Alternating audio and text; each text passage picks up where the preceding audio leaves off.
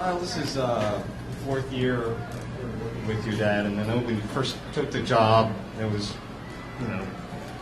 curiosity as how the dynamic would work, the difference between him being coach and him being dad. And I'm wondering now, 4 years into this, have you fully separated the two, or how does that work in your head, the dad being the coach thing now that it's, become a regular routine in your life? I'm a lot more used to it. I mean, it is kind of awkward having your boss be your dad also. So, I try to avoid admitting that all the time on the field and stuff. But I've gotten used to it. We both have always. It was our first time working together, so we do see football a little bit different. And working with each other now, going on 4 years, he knows how I see it. I know how he sees it, and I feel we both helped each other get better.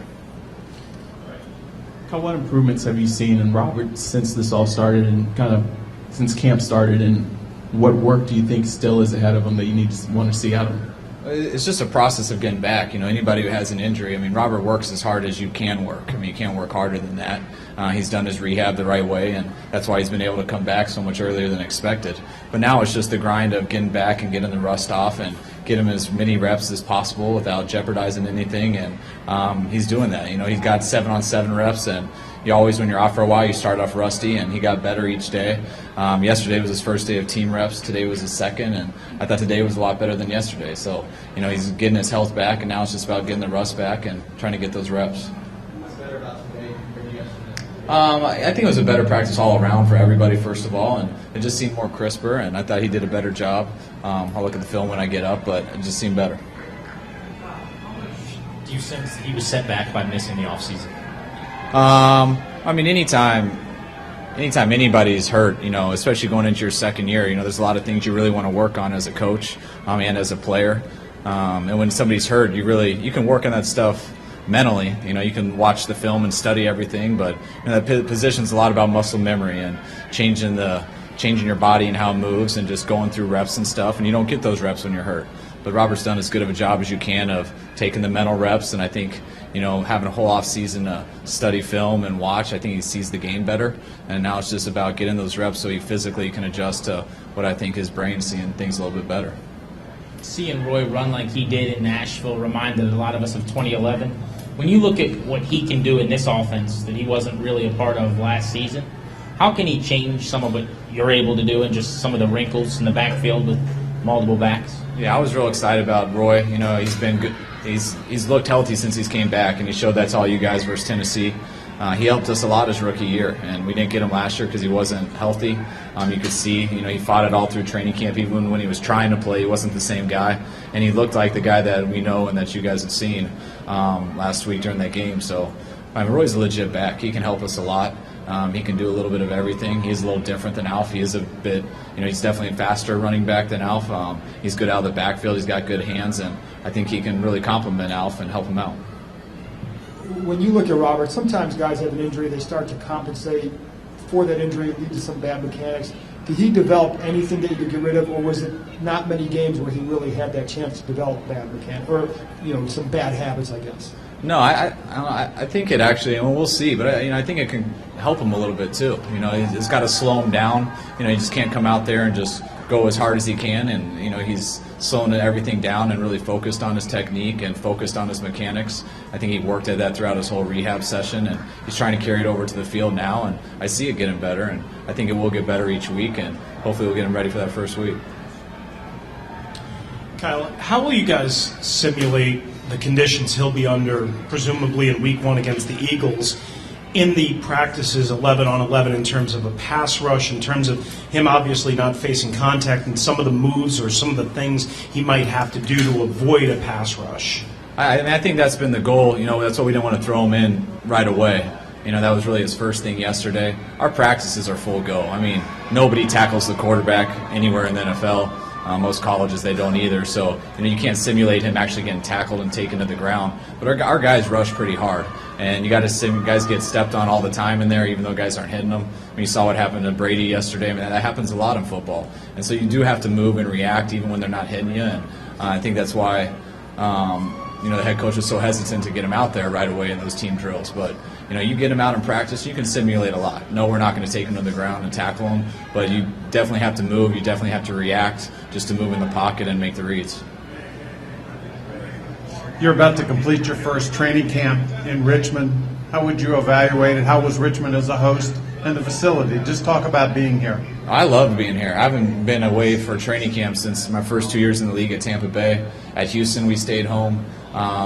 And then when I came here to Washington, we've stayed home the last 3 years. I really enjoy it. I think it breaks up the monotony of camp a little bit. We're going to break camp tomorrow, and we actually get to go home, see our families, and we get to go to work in a new place. And it's kind of, it makes the season go a little faster. When you have training camp in your own office and you work there every day, and then you break camp and you still wake up the next day in the same place, you're still in at the same time, you're still doing the exact same thing. So it really makes camp seem almost like a year long when you don't go away. And I think it's been good for all of us. I've loved Richmond. This is my first time here. I haven't really seen too much of the town. I went out to dinner one night, but across the street from the hotel, that was about it. But it's been great. The fans have been great. I mean, it's been crowded out here. It seemed like some real loyal fans, and I've really enjoyed it.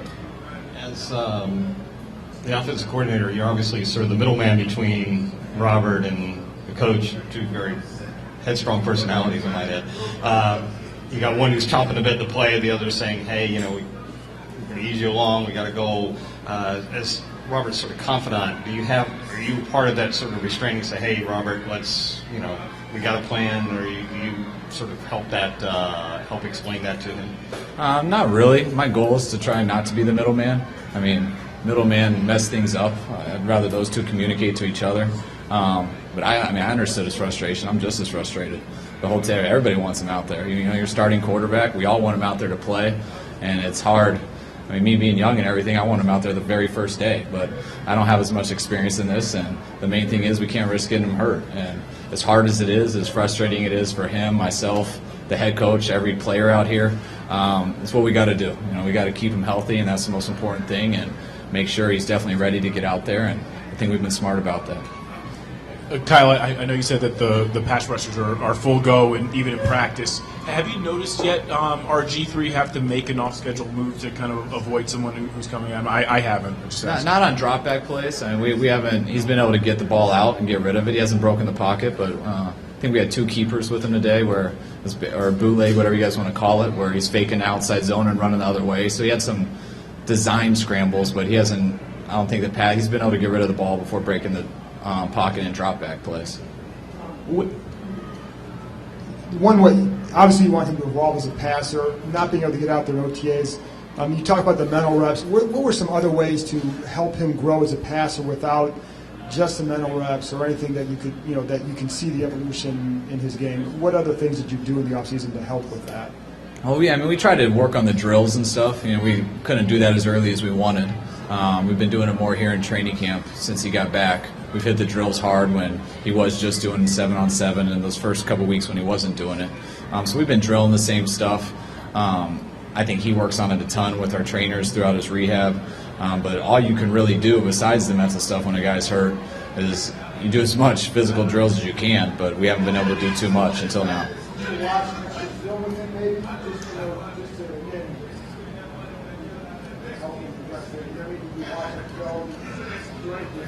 Yeah, I mean, we watch.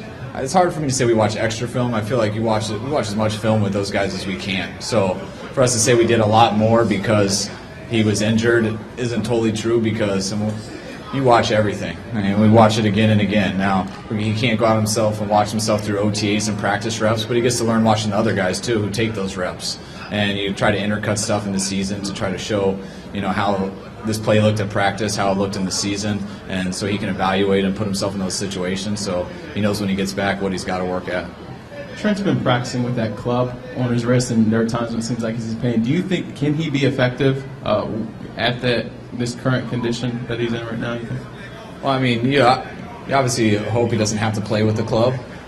Trent's battled through it. He's gotten better each day with the club. I'm hoping it heals enough to where he can eventually take that club off when we play. But it's definitely an issue when you got to play with a club. It doesn't help. But Trent's a guy who, out of anybody, who could be capable of doing it. I've read a few things about defensive coordinators in the league, talking to some college coordinators about stopping the zone read. Where do you think the defenses are in terms of the evolution of trying to defend it and counteract that balance and the numbers mismatch? And have you talked to any college coordinators about how defense is defended down there? Yeah, no, I really haven't talked to anybody about it, but I'm looking forward to seeing how they do it, and I'm sure there's a lot of smart coaches out there, and I mean, the guys can stop anything they want to stop, and that's what we know as a coaching staff. We know as an offense, our players and everything, and the key is what are they going to do to stop it, and what in the defense when they do stop it do they make more vulnerable? Is that going to help our outside zone the other way? Is it going to help our play pass? Will it help our drop back? And you can stop anything you want, and the key is making somebody stop something, making them cheat their defense to do it, and then having the other plays and the other talent in certain positions to counteract whatever they're doing. And it's really kind of a wait-and-see approach. Hey, Kyle, Pierre got some chuckling after he said that this offense could be the greatest in NFL history. But when you look at your offensive efficiency last year and your balance, and you see these guys are all in the system for a full year with 6 new starters last year, I'm not going to try to get you to say it's going to be the greatest offense ever, but do you at least see what he was saying, basically? I mean, I laughed at that too. That's very high expectations, and I like his confidence. It's a little pressure right there. I don't know about the history of the NFL, but I think we did a good job last year, and I hope you get better or worse. And we need to get better. If not, we will be worse. I don't think we'll be the exact same as we were last year. And it's very important not to get complacent and just think we're just going to go out and line up what we did because we had some success. I mean, last year was a grind. We were 3-6 at one time. Not everything was easy. We had to work through it, and when it was all said and done, we felt good about ourselves about it. I know this year will be a grind too. I know there's going to be tough weeks where we are struggling, and I just hope over the course of 16 weeks that when it's all said and done, we're better next year than we were this year. First, I want to follow up on Rich's question, talking about defensive coordinators and stopping the zone read. You've got obviously one right here on the staff, Jim Haslett, who faces it every day. How much do you pick his brain to say, hey, Has, how do you think people will stop this, and how do I adjust and that sort of thing? We don't sit down and talk about it too much, but I see it at practice every day. They got to make adjustments and stuff every time you're in the pistol, and you see how the coverages change, and they try different things every day, and you start to see what's good and what's bad. So we get a few different looks, and it's not necessarily how do they stop the zone read and how are we going to make the zone read work. It's like, all right, this works good. It's not great to run the zone read versus this look. What other play do we have that is awesome versus this look? And let's get good at that, because eventually we are going to see this look. And when we see this look, we don't want to run it. Are we going to be able to execute this other play that they just opened up? And that's really what we've been trying to get good at. One other follow-up. You said at the beginning that you came in seeing football a certain way and your dad did. I'm just wondering, when those two ideas have collided over the years, have you prevailed? Do you ever prevail, or some of your ideas? I like to think I do, but it's very hard work. You got to be very persistent about it, and you better have backup to show them on tape.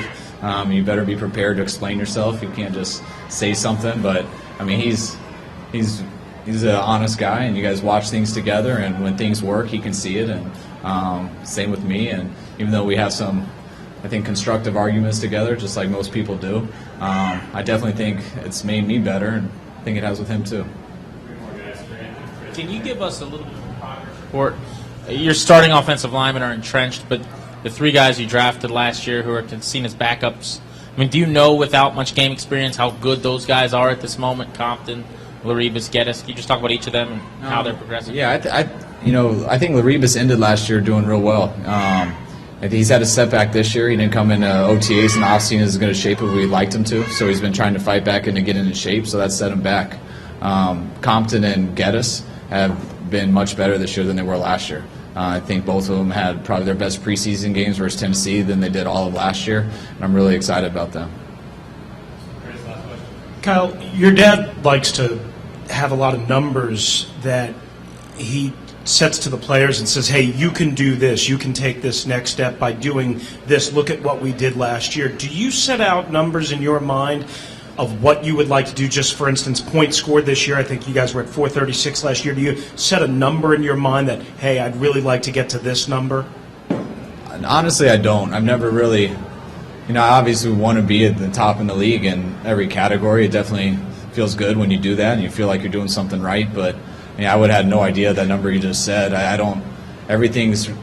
There's no absolutes in football, I feel like, and there's years that we've thrown the ball real well and we haven't won games. There's years I've ran the ball well and it just hasn't been that effective as far as winning games. And I think I look at every game and every year as its own deal. And it's what do you got to do to win the game? What's the defense doing?